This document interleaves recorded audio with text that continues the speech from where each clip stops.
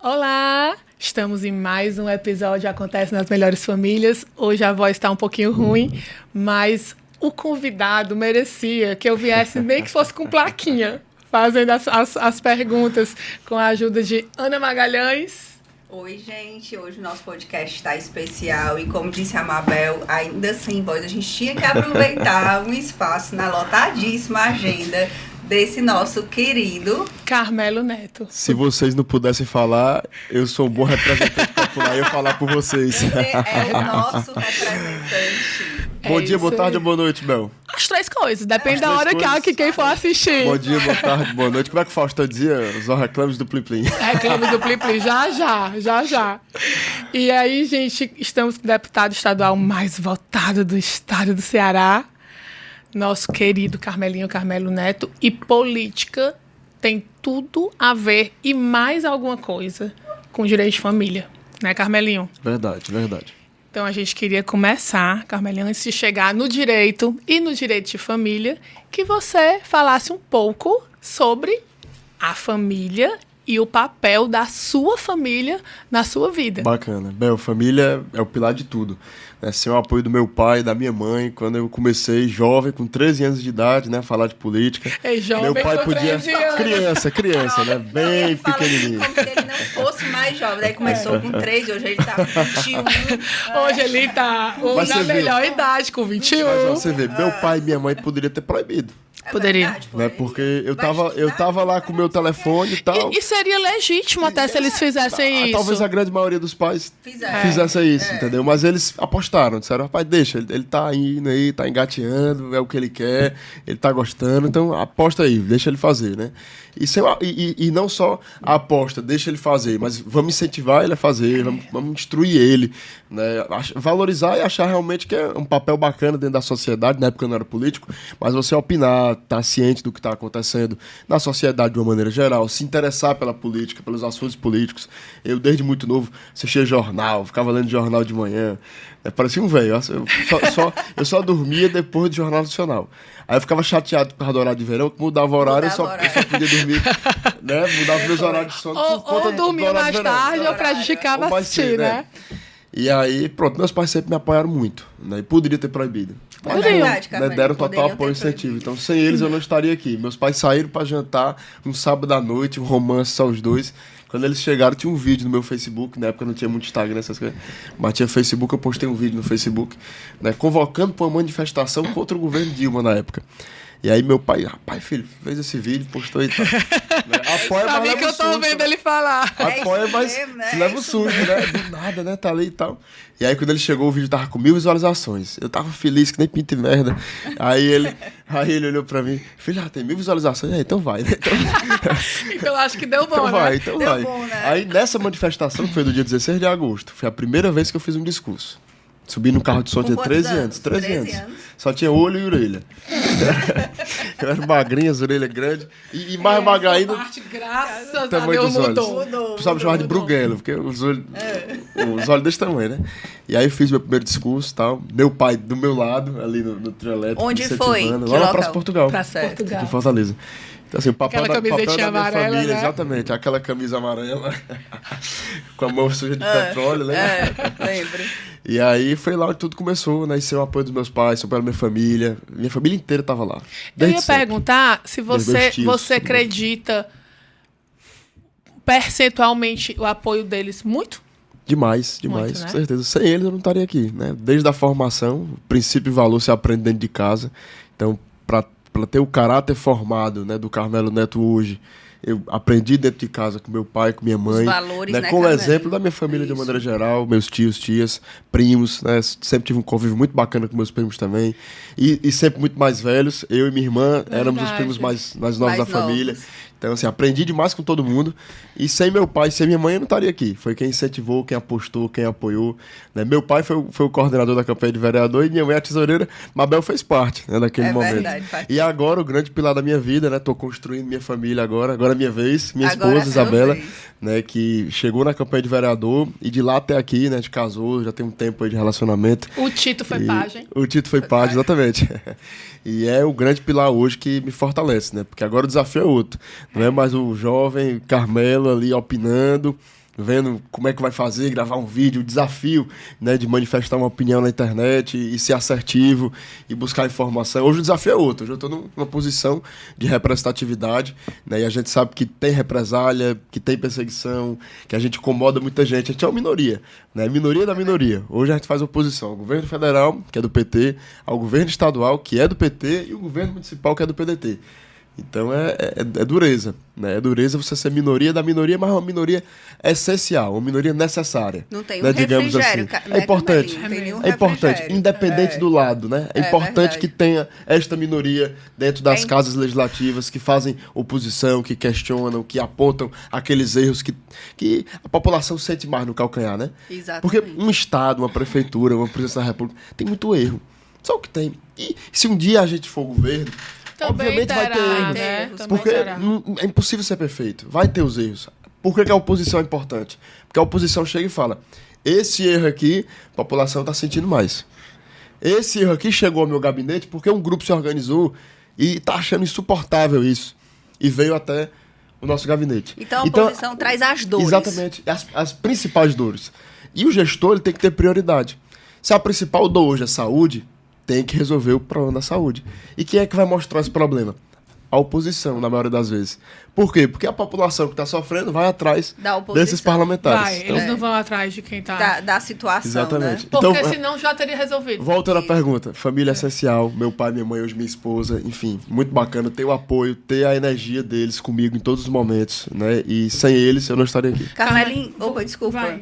Você falou algo que realmente eu não tinha me despertado, mas que faz toda a diferença. Você falou que sua família não só permitiu, né, como não proibiu, como também lhe apoiou, né? É bem diferente São assim. três verbos bem diferentes, né? São coisas bem diferentes, porque às vezes é tipo assim, deixa o menino fazer isso, mas não dá muita bola, Sim. não se envolve, não participa, e a pessoa de repente acaba nem tendo talvez as oportunidades ou o caminhar que teria com essa outra atitude. Então eles foram além, né? Sim.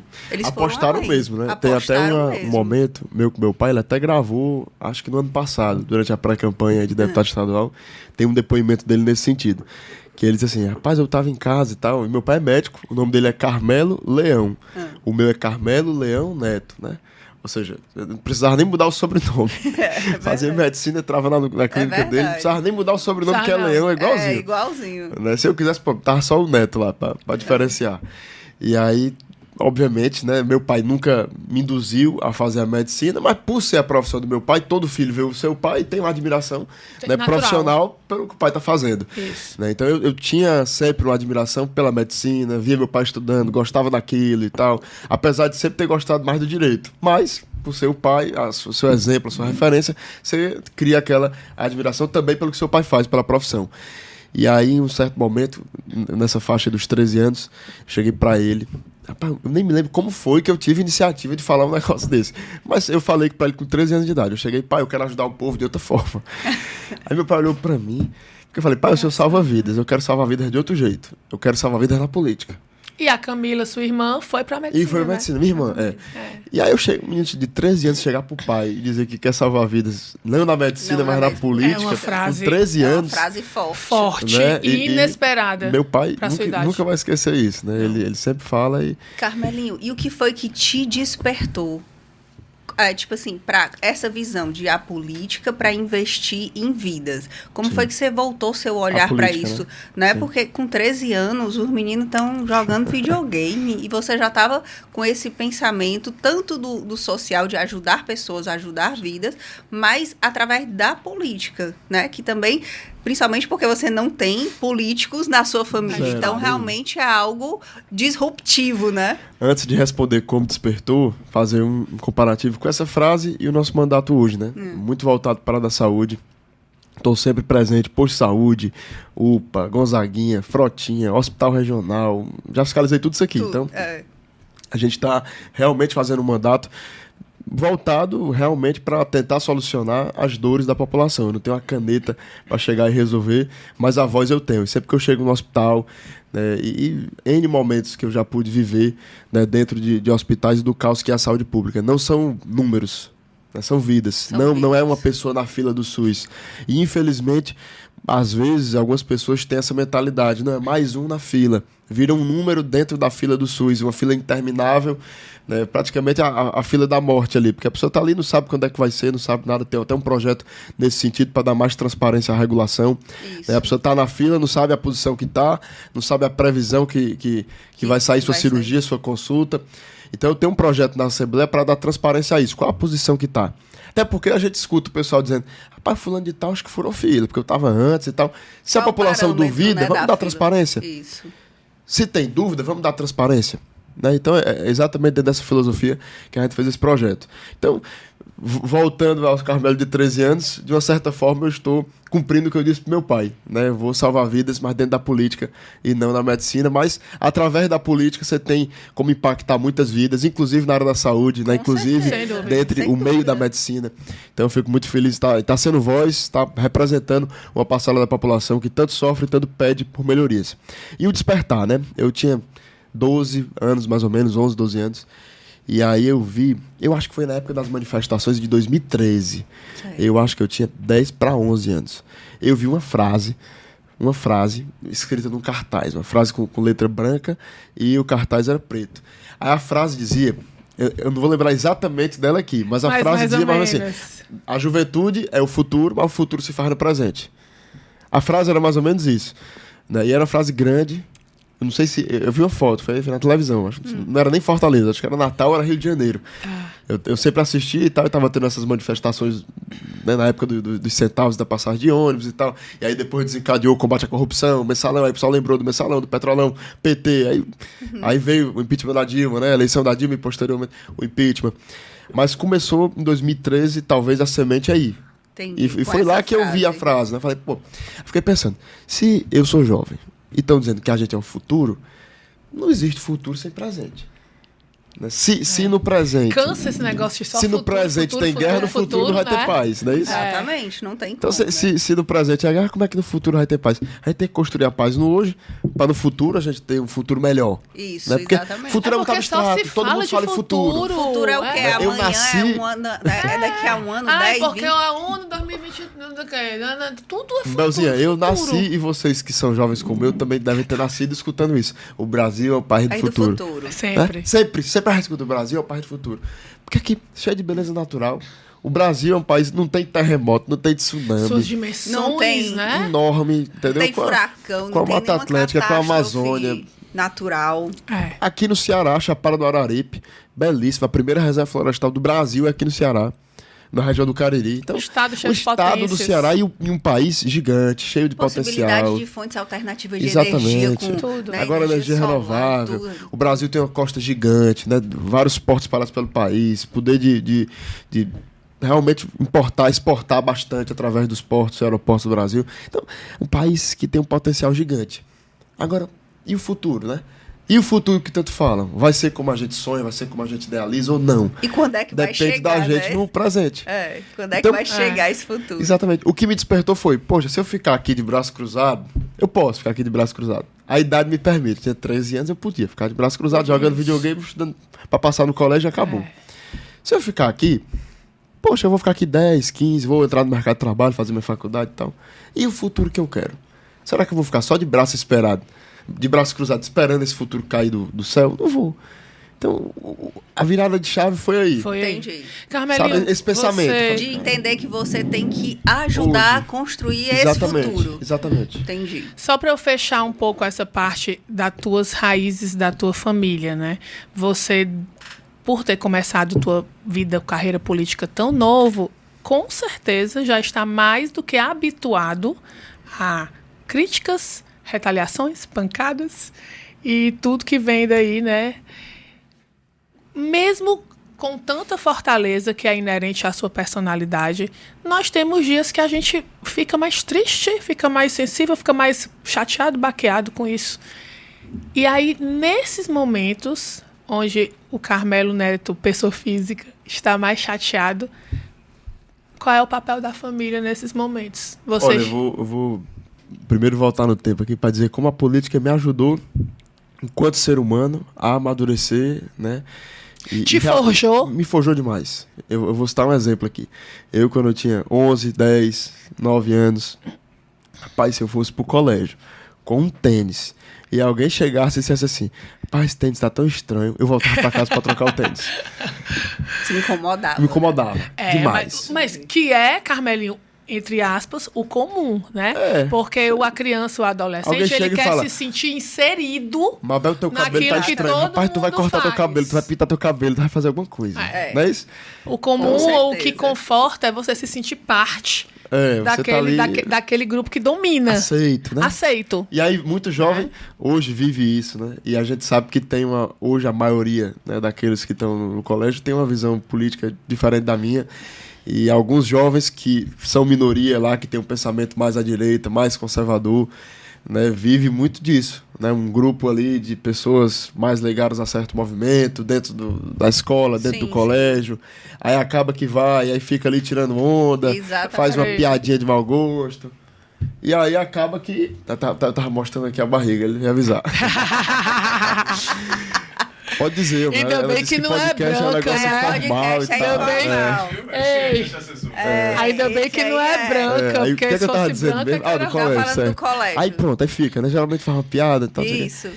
Hoje a gente vê muito disso, né? E naquela época não era tão politizado da forma como tá hoje, mas a blusa, o sapato, o tênis da moda, a mochila, franja. a Na franja, minha época tinha um tudo. negócio de marcas, assim, a marca do tênis, a marca da mochila. Mas É ainda verdade, tem, ainda tem. tem que ter a Isso aí mochila da também. marca tal, o tênis da marca tal. E aí gera um comentário, gera Já alguma é. coisa. O meu da Era. época era... Realidade, Tinha né? que ter, porque senão Exatamente. você tava fora. Ei, E aí a Mabel, política me ajudou na muito. nossa época não tinha Kipling, era Company, não era? Era Company. E Fala era a baixo. sandália da Kenner e o Kenner. tênis Headley. Headley.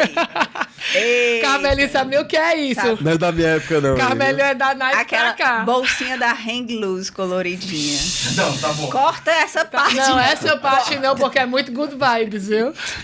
Pronto, aí a política Não, me era ajudou da muito. meninada, né? Justamente com isso, né? Quando eu comecei a falar de política, eu tinha total ciência, gente.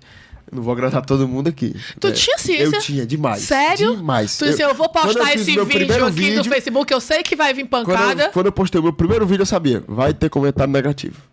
Se eu não pensasse que ia ter, eu surtava no primeiro. É Com verdade. certeza. Entendeu? Então você já foi se Então eu preparando já fui me pra isso. preparando, vai ter. E isso eu levei um pouco também pra vida pessoal. Porque eu falei, poxa, tem gente que não tá preocupado com você. Quer falar de alguma coisa. Na vida pessoal, esquece a política.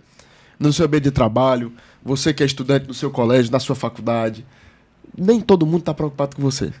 Talvez a minoria esteja. A minoria. certeza. Então, A alguns minoria. comentários de mau gosto, eles são feitos para botar pra baixo mesmo. O objetivo é ferir. É ferir. É atacar mesmo. Entende? Então, eu me preparei muito para isso, porque eu sabia que na política, às vezes, dentro da faculdade, no ambiente de trabalho, é minoria, né?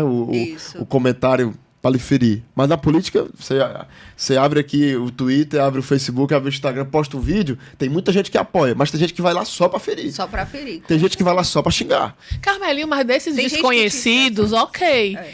Mas mesmo a gente sabendo que a política existe pouquíssimas pessoas que são que comungam de uma coisa chamada fidelidade, às vezes existe aquela pessoa que você considerava que você não, fulano e tal tá comigo, fulano e tal me apoia, tá junto. Sim. E ali e não vem dali. Esse dói. Esse dói, que você espera, né? Que você espera e não é correspondido. Exato. Eu vou dar um exemplo aqui.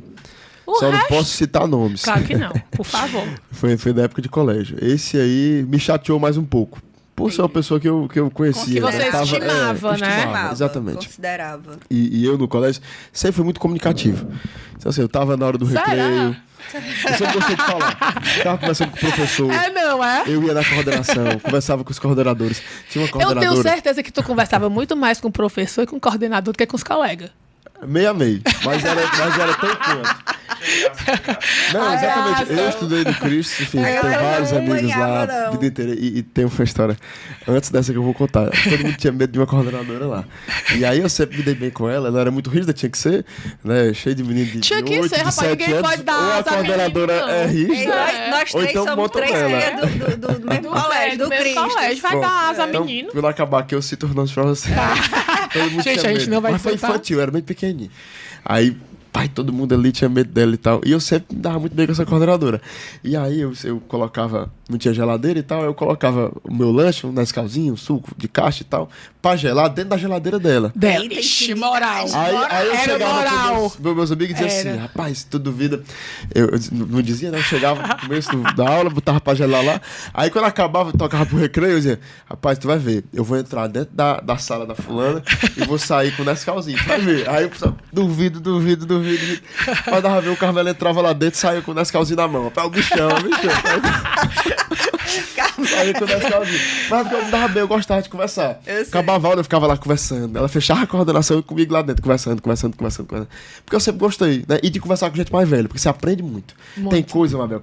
Rapaz, a faculdade não vai dar, o colégio não vai dar, só a experiência da vida. É verdade. Né? Então, os cabelos brancos da vida que eu não tenho, que vocês não têm ainda, graças a Deus. Tem, não. Um dia que a gente vai ter, a gente vai Eu poder nunca compartilhar. terei, meu querido. Eu vou morrer no caixão. Todos pintados. Todo pintadinho, ó.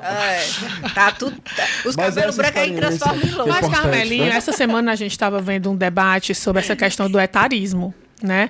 As pessoas, porque isso é um preconceito, você não querer dar emprego, oportunidade às pessoas que estão mais velhas, ok. Mas também existe um preconceito que ninguém fala do etarismo com o jovem. Primeiro emprego, né? Mas não é só isso, porque a matéria não focava no primeiro emprego, porque o primeiro emprego ele tem que ser estimulado, fato. Sim. Mas não adianta a gente falar de etarismo profissional, porque são coisas óbvias. Você quer comparar um profissional que tem 5 anos de experiência com um que tem 20? Não dá para comparar. Você tem que incentivar o primeiro emprego, porque todo mundo teve o seu primeiro. Todo ela mundo é chegar verdade. até os 20. Mas ela vai ter um dia a experiência profissional que a vida vai dar. Né? Um Aí dia todo você mundo não ter. vai valorizar, como você bem colocou aqui, a experiência do mais velho? Sim, tem que valorizar. Você e quer tem que dar comparar um oportunidade. médico que tem 30 anos de consultório com um recém-formado? Não dá para comparar. Não tem como.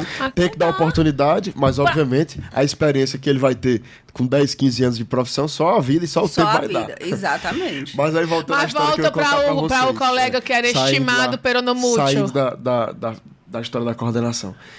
Eu sempre fui muito comunicativo. E tinha um colega meu de esquerda, discordava de mim Total. praticamente em tudo. 100%. Era pós 13 anos, então já falava de política, já tinha minhas opiniões. Eu tinha 15, 16 mais ou menos. E ele vendia brownie no colégio. Tá. Brownie.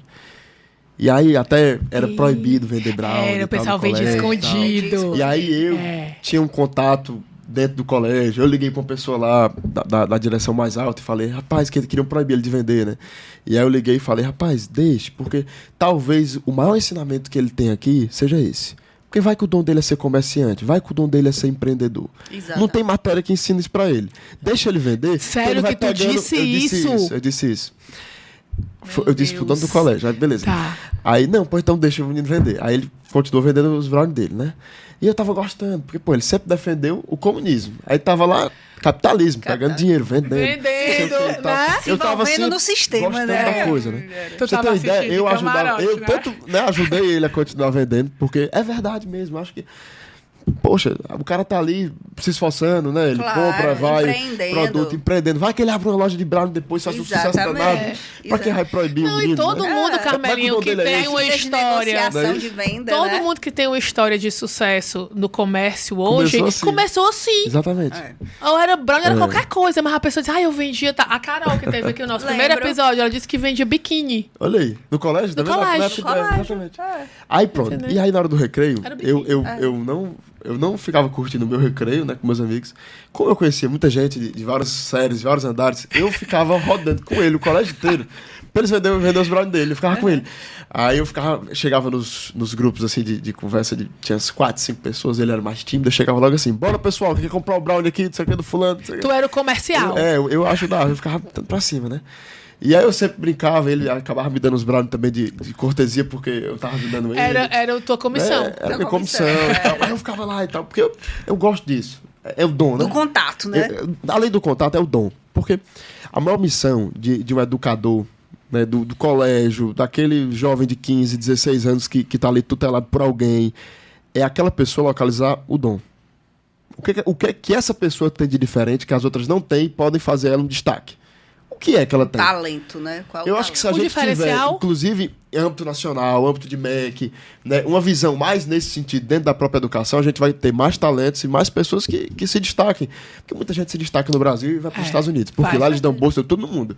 Por quê? Porque eles querem localizar o dom, eles querem localizar o que é que ele diferencia dos demais para você ter, enfim, uma condição para eles que os outros não têm. Você é um diamante. Esse cara é raro, né? E todos somos raros. Todos somos raros. É verdade. Né? Muita gente fala das doenças raras, eu sou um defensor, né, que tenha mais essa acessibilidade, mais condição de trabalho para eles, conscientização da população de uma maneira geral. E eu escuto muito, né, nos movimentos que a gente faz, todos somos raros, é verdade. Todos somos raros.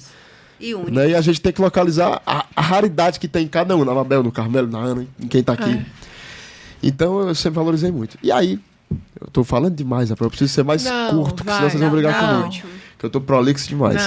Aí tudo bem. Aí um certo momento, um ano depois, mais ou menos, desse momento que eu ajudava ele, tal, não sei o quê, ele foi pra internet, me chamou de fascista e racista, tu acredita? Foi mesmo. Fascista e racista? Caramba, acredito. Aí aquilo ali, eu fiquei chateado. Eu fiquei chateado. Minha irmã chorou. Porque a minha irmã, coitada, não tinha nada a ver com isso. Nada a ver com política, com nada. Aí, de repente, o cara chega e chama o irmão dela de racista e fascista. E ela é uma série abaixo de mim, né?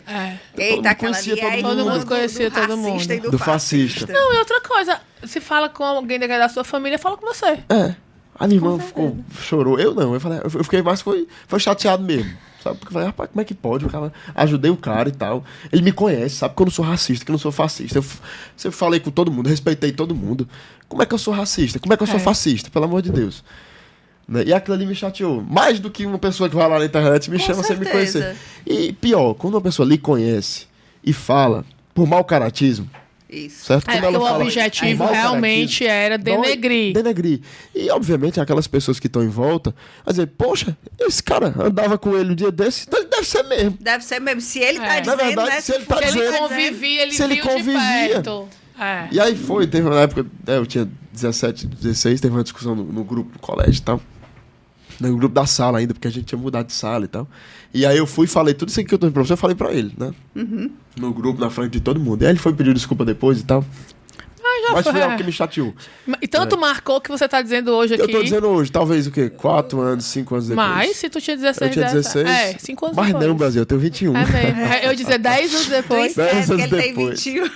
Carmelinho, pra você ver como a pauta, você falou da questão agora da acessibilidade, que é importante, aí a gente já vem, e tudo isso está no direito de família, né? Porque é criança, adolescente, mulher, violência, está tudo na grande árvore, que é o direito de família. Da criança de ir e vir. E isso, uma situação dessas, de muita dificuldade de um paciente com doença rara, isso tudo causa muitas consequências no casamento dos pais. A gente acompanha muitos divórcios de casais que têm filhos autistas, que têm filhos...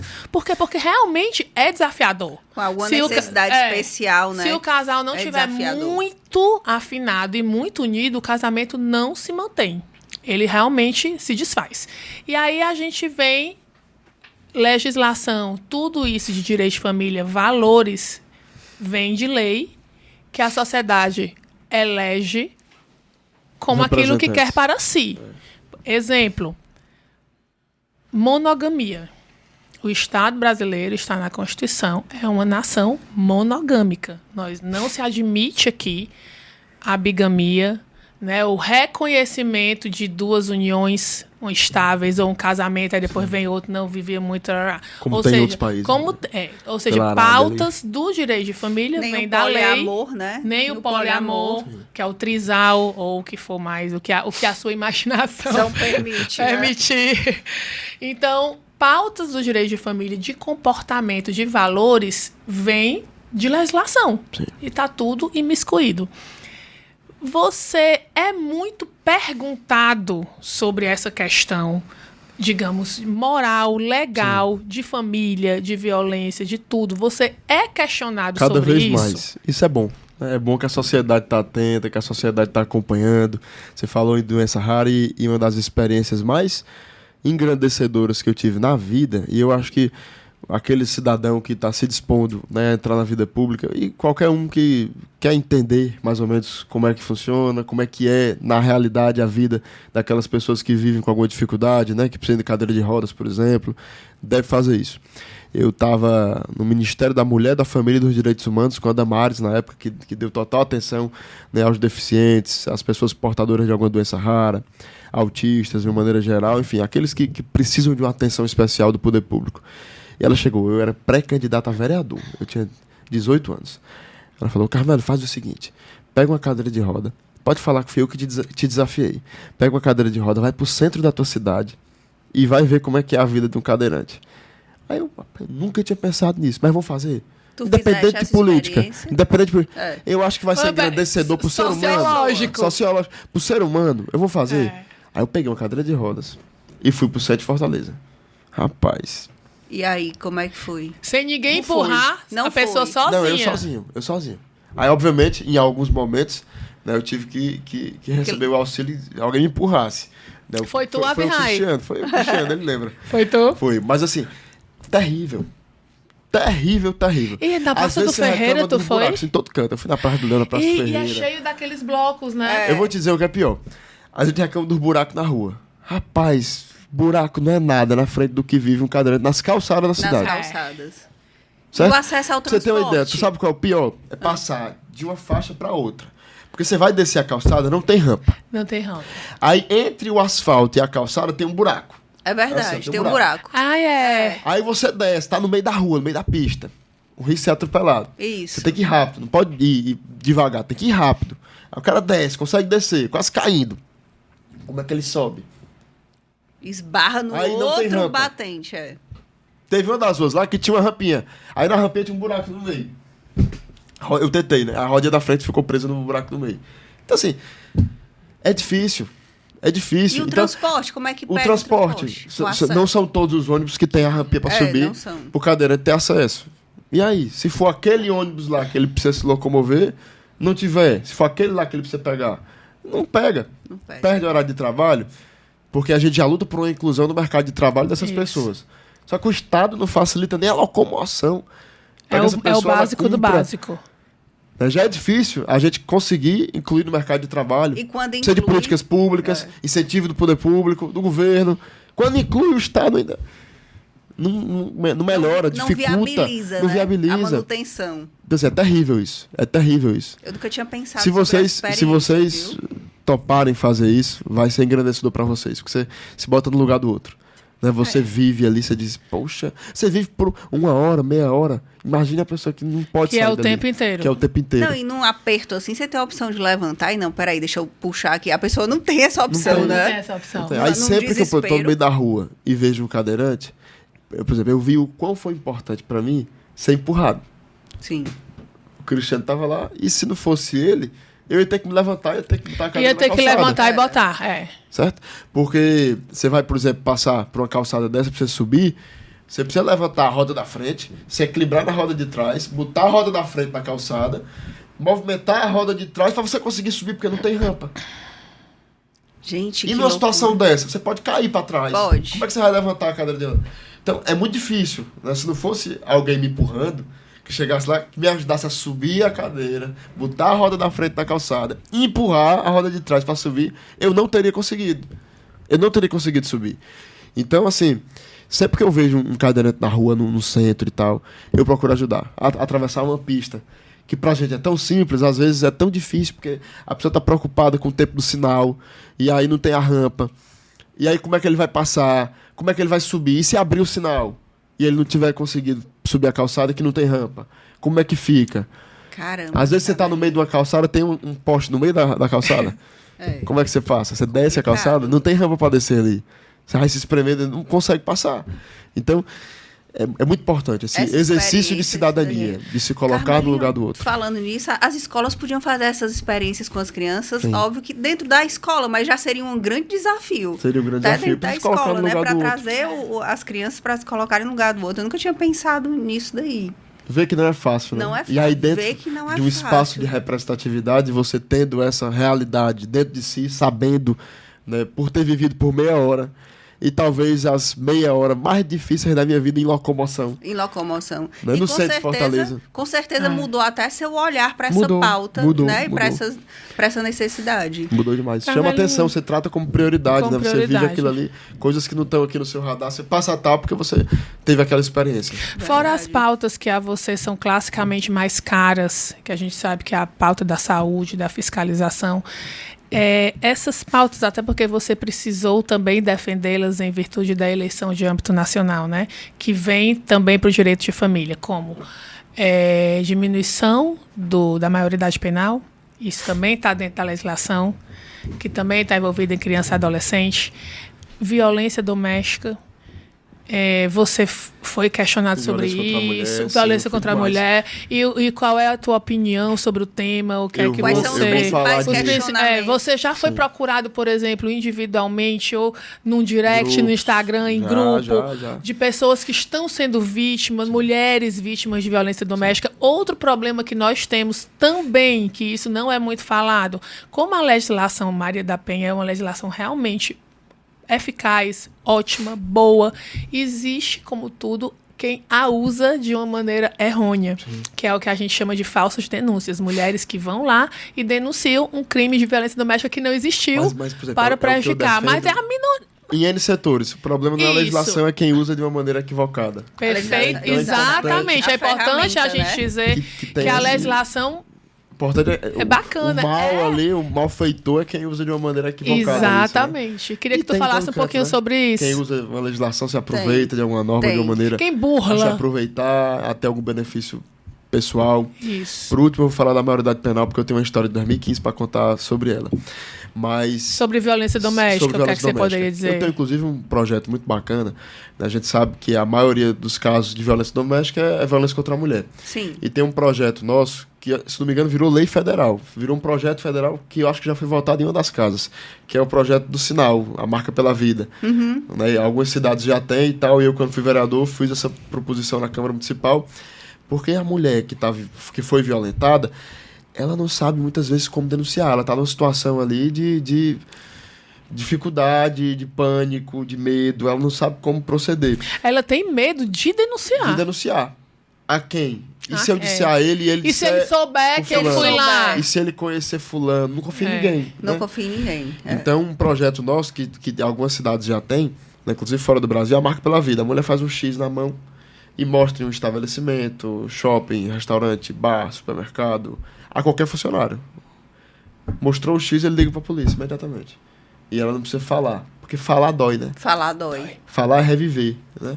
Isso. E quando você coloca também numa situação, porque na delegacia ela já vai ter que falar. Já vai ter que falar. Vai ter que e falar talvez de tudo. mais Esse é o uma grande vez. problema até dos processos, Carmelinho, que envolvem criança, violência sexual e tal. Por quê? Porque a criança fica sendo perguntada muitas Tem que vezes. reviver. E E dói, muitos... né? E dói. E dói, exatamente. Machuca Então, mais a às Marca vezes. pela Vida é para evitar esse caminho doloroso, que já vai ser doloroso de toda forma, foi doloroso, vai ser, né? Isso. Mas para ajudar, facilitar de alguma forma, para ela não precisar falar duas vezes, né? Para quem ela vai denunciar, na delegacia, enfim.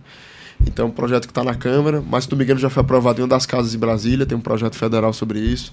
A gente tem outros projetos também, um deles baseado no protocolo daquele caso do Daniel, do jogador...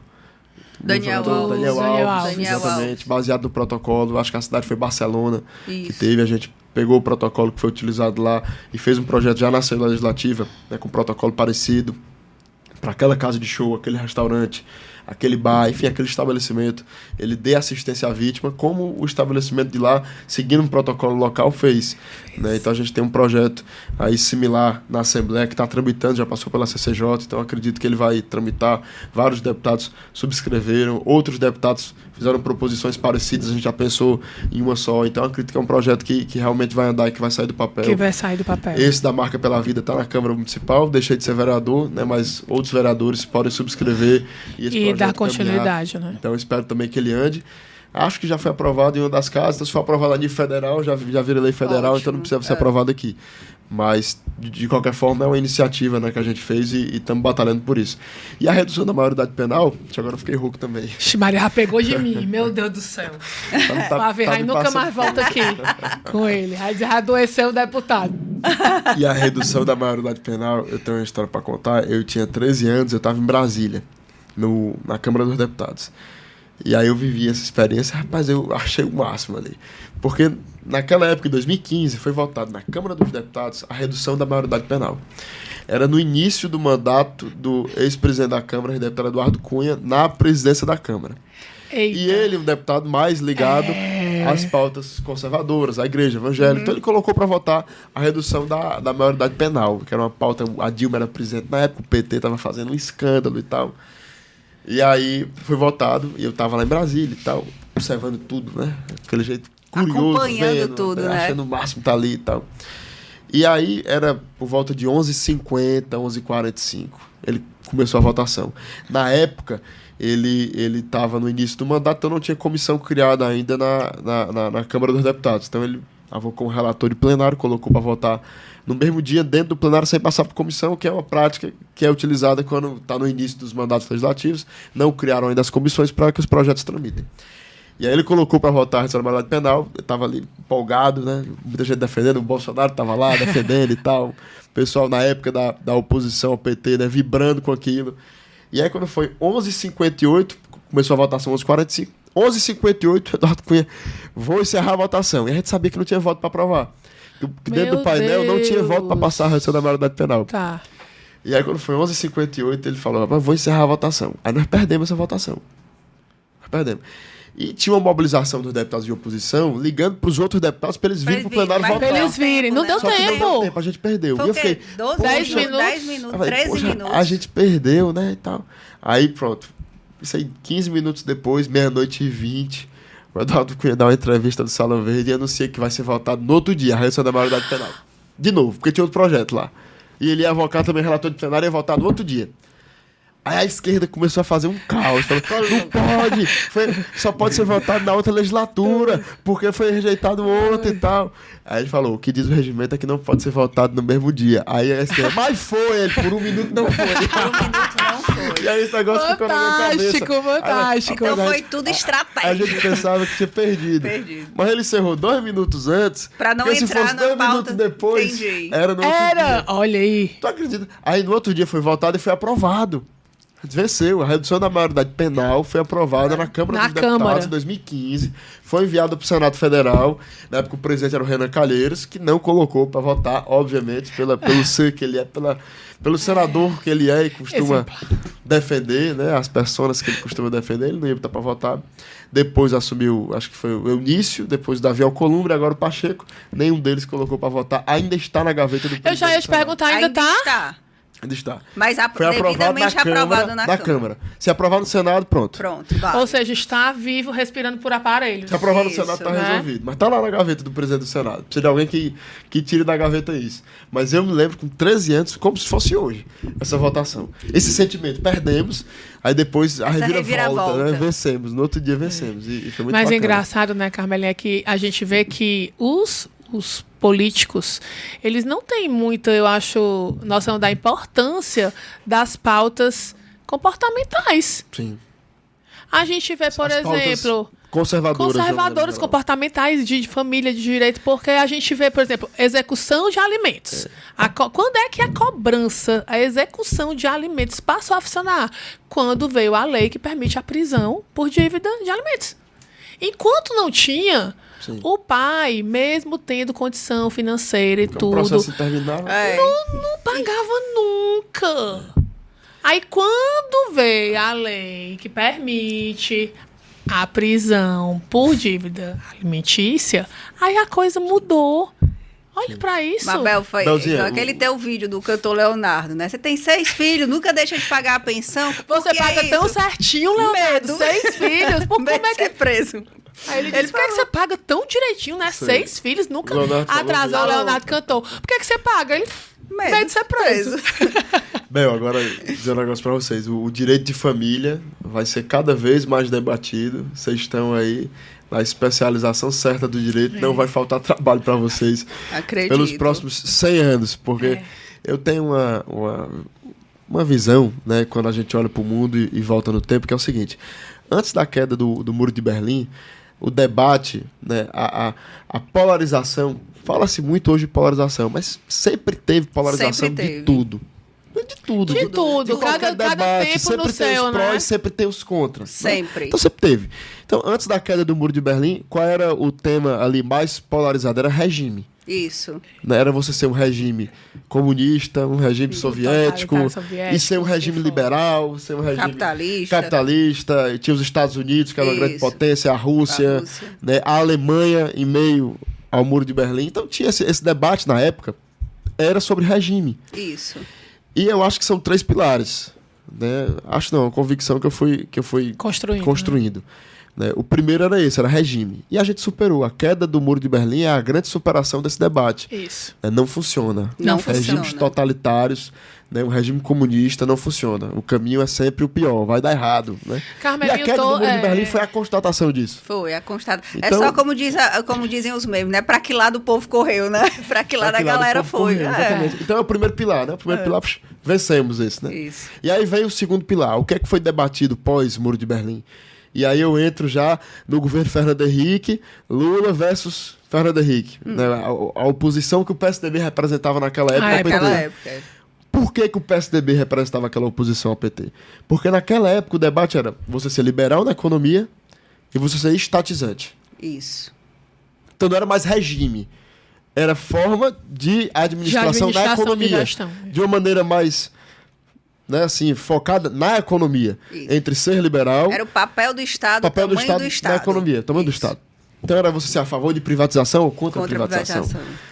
Né? É o PT no debate de 89, na época do Collor, falando em entreguismo. E o Collor, quando foi eleito, abrindo a economia, e aí veio o Fernando Henrique Cardoso privatizando alguns estatais e o PT esperneando. O Lula, Isso. em 98, no debate, gritando com o Fernando Henrique porque ele tinha privatizado. Então, Continua, era um né? debate. Ele continua com o mesmo discurso. o Lula foi o único que não amadureceu em nada. Continua o Lula de 89, sindicalista radical, pregador do ódio. Pode ver, né? É o cara que tá aí pra se vingar daquela gente.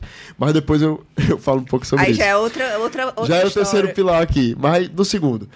Esse debate, eu também considero que a gente venceu. Apesar de que em alguns momentos Sim. eles inventam uma ideia muito maluca e a gente tem que relembrar a queda do Muro de Berlim, tem que relembrar que as privatizações deram certo, né? Que se as privatizações das telecomunicações a gente não teria nem telefone hoje, tava no orelhão. Então, de vez em quando a gente tem que lembrar. Deu certo aqui, não deu certo isso aqui. O óbvio Apesar precisa de, ser de uma dito, maneira né? geral, a gente já ter superado. O óbvio esse precisa debate. ser lembrado, Exatamente, né? é o óbvio. É o Mas óbvio. de vez em quando precisa ser lembrado.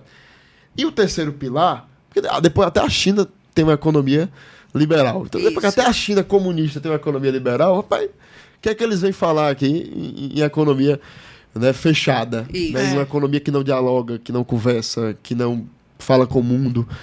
Então, eu acho que a gente superou E esse é não esse enxergar o segundo óbvio, aqui. Carmelinho. Só um parênteses. Os países do mundo que adotam, por exemplo,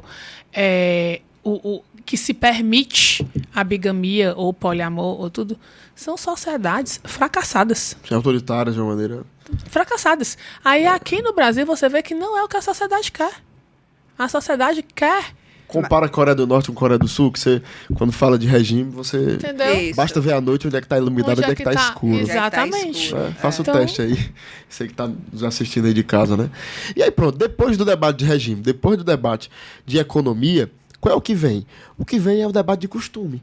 De Por isso costume. que, se você for Que impacta analisar, diretamente de 10 nas anos pra famílias, cá, né? de 10 anos pra cá, você viu a igreja, principalmente a evangélica, porque a católica ela participou mais da política ao longo da sua existência, ao longo sim. da sua história.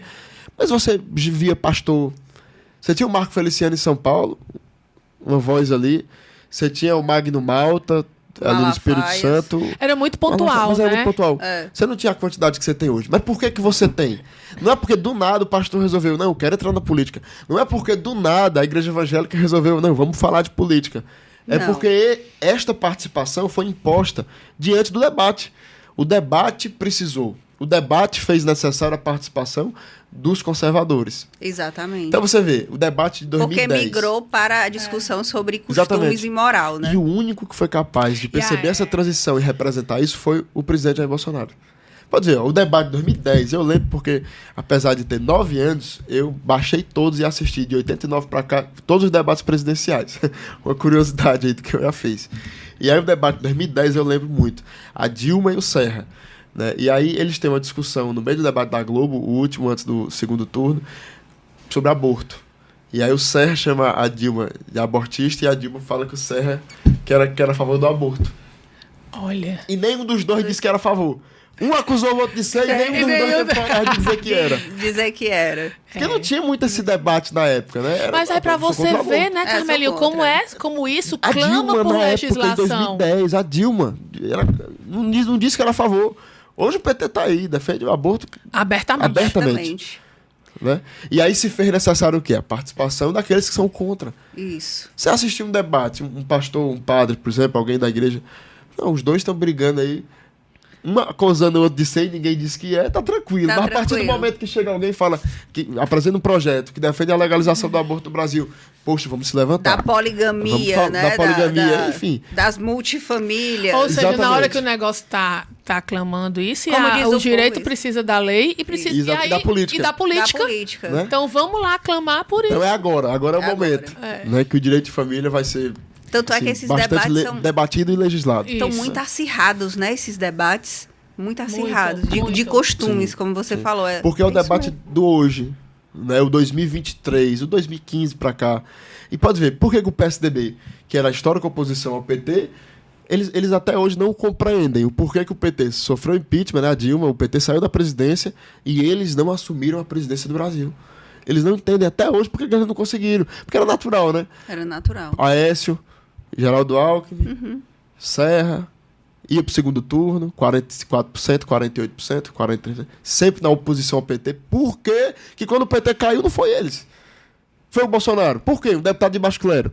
Por causa disso. Porque o Bolsonaro ele compreendeu esta mudança de debate. A prioridade da população passaria a ser O anseio, outra. né? Os políticos precisam estar mais atentos Conectados. à legislação de costumes e do direito de família. Com certeza. Precisa por conta disso. Porque é o debate que vai ser nos trazido pela esquerda e, obviamente, a gente vai ter que apresentar um contraponto, vai ter que debater. E aí, a partir disso, com certeza vai sair alguma legislação a nível federal, estadual, municipal, porque é o debate do século, hoje é costume. Carmelinho, essa sua explicação me trouxe uma percepção bem clara agora e que ainda não tinha virado a minha chave, porque nós sempre nos posicionamos, né, como somos quem somos, em defesa de determinadas situações e posições, através de valores morais, éticos e espirituais que a gente tem. Só que agora, esse posicionar, até no nosso trabalho, ele está nos gerando uns ataques, né, represárias, movimentações que antes nós não enfrentávamos. Não. E agora a sua... De colegas. De colegas, de instituições. Instituições. Precisava reafirmar os seus princípios. Não Hoje você precisava. Não Né? havia essa retaliação. Não Cada havia. um se colocava Movimento e ok. contra mesmo, entendeu? Movimento de pessoas, de colegas, de instituições, de bloqueio, de coisas que nós não enfrentávamos antes. E nós sempre Vocês fomos já quem lembram de fomos. ter visto, né? Ok, quem não tem amigos homossexuais, pessoas Sim, homossexuais, sempre. agora em uma Sim. parada gay, colocar um crucifixo É isso. e zombar daquilo, você não tá mais defendendo Não. o seu direito, você tá atacando o direito do Do outro. Né? Mas E você, isso. no direito, não, meu, quando o do outro começa, o seu acaba, né? seu Eu acaba, escutei isso da minha isso. mãe a vida inteira. Então, Isso. respeitar. Respeitar. Carmen, os próprios casais do mesmo sexo e amigos que nós temos, que sempre tivemos... Temos muitos eles são casais contra homossexuais essas casados. pautas, Exatamente. Eles são Exatamente, contra. Fazem até Exatamente. parecer É o que que é eu um mais ouvi. anseio É. deles e não é. Não é. Não é, entendeu? É Os um negócio... casais homossexuais, eles são monogâmicos. Isso. Exatamente. O que eu ouvi, Né? rapaz, foi até na internet. Uma pessoa de direita que defende os princípios e valores que a gente defende, que é homossexual, falou, rapaz, o que acaba o movimento Exatamente. é esse tipo de coisa. Essa né? deturpação, né? Eu escutei de um homossexual falando, nunca fui por causa disso. Claro. Ou seja, eles afastam mais do que agregam, né? É. Então assim, pra que atacar a fé? Não precisa. Atacar a fé do outro. Não Exatamente. É o precisa. direito do outro de Do acreditar outro. em algo, você vai atacar. Não precisa, é desnecessário. E é crime, né, no E Brasil. é crime. Então, Carmelinho, Ana, quando tá bom, acaba rápido, né? Acabou, foi. Já acabou, não acredito não. Já acabou. Mas foi Agora bom, viu, o papo? Não acredito. Foi ótimo. Rapidinho, né? Mais 1 hora aqui. Oi, é Mais 1 hora fácil. aqui. Carmelinha arranja outro espaço aí pra gente continuar, porque vamos agora que fazer a a gente parte entrou no 2. debate dos costumes... Agora que entrou no direito da No família, direito né? da família, olha aí. Carmelinha, a gente queria lhe agradecer. Queria pedir para você, como político, estudante de direito, Olha aí. né? Tudo junto e misturado. Queria que você deixasse para a nossa audiência, que é muito diversificada. Tem do público que passa por situações de demandas judiciais, tem por profissionais, então a gente tem um público bem amplo, bem diversificado. Queria que você deixasse uma mensagem da importância da política caminhar junto com o direito de família, as pautas que você defende, os anseios, as suas lutas nessa área. E eu queria que você deixasse esse recado final para o nosso, Mabel, primeiro, público. agradecer a Mabel, que eu chamo de Belzinha. Belzinha. Eu que chamo... Não é só Carmelinha, Carmelinho. Obrigado. O Carmelinho. Carmelinho. Obrigado Nosso pelo carinho de menino. vocês. Né? Eu Obrigada, conheço Carmelinho. as duas aqui já há um bom tempo. Enfim, a Júlia também, né, que não tá aqui, mas manda um abraço para ela. Enfim, todos que fazem esse podcast, o escritório de vocês, que faz um grande trabalho. Obrigada. E é importante justamente isso. Por quê? Se existe sociedade, existe lei, existe Isso, norma isso. que vai a dizer o que pode, o que não pode, enfim. Existem Exercer valores o seu por trás. papel Elege dentro os da valores sociedade, eleitos pela né? sociedade. Eleitos pela né? sociedade Isso. como prioridades, como não prioridades. E a política anda com o direito. O direito anda com a política. Total. Porque a política vai legislar, Isso. os políticos vão legislar. Se a sociedade não eleger bons representantes, a legislação não vai ser boa.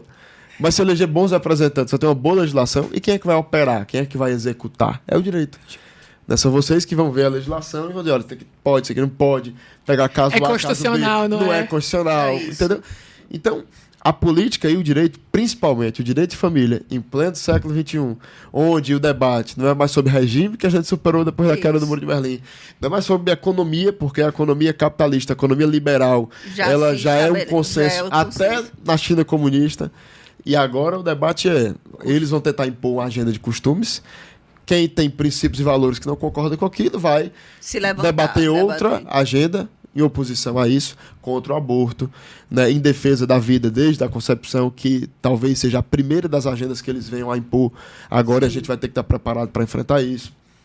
Então a política vai debater muito, vai legislar muito, vai discutir muito. E vai precisar do auxílio de vocês e a dar atenção total para que vocês possam nos ajudar, nos auxiliar nesse debate, nessa legislação que a política vai vir a criar ao longo dos próximos anos. Então, vocês aí, profissionais do direito, né, Mabel, Aninha, vocês que são do direito de família, que são amantes do direito de família, independente de serem ou não profissionais da área, fiquem atentos, vai ter muito debate sobre isso e a gente está à disposição 100% para ser voz, para representar essas pessoas que pensam diferente de uma agenda que uma minoria quer impor. Né? As pessoas Perfeito. que querem respeito. Perfeito, exatamente. O seu direito começa, né? O meu termina, o seu começa. Então, exatamente. respeitar um ao outro, independente da crença de cada um, mas se respeitando. Quando se respeita, aí a gente já está meio caminho andado para conviver bem em sociedade. Então, contem comigo. Parabéns pelo podcast. Parabéns. Quero voltar aqui outras Obrigada. vezes, porque o Com assunto foi bom. certeza, já fica E um abraço aqui a todos. O Valeu. convite, Obrigado. a intimação, né? Já fica a intimação, viu? Senão vai ser condução coercitiva. Ela me pegou na Assembleia. Total, a gente vai gravar lá. Gente, encerramos aqui com muita alegria, com muito prazer e muita honra. Mais um episódio do Acontece nas Melhores Famílias. Curtam nosso canal no YouTube, compartilhem, deixem o seu comentário, a sua sugestão. E até o próximo programa. Valeu, gente. Tchau.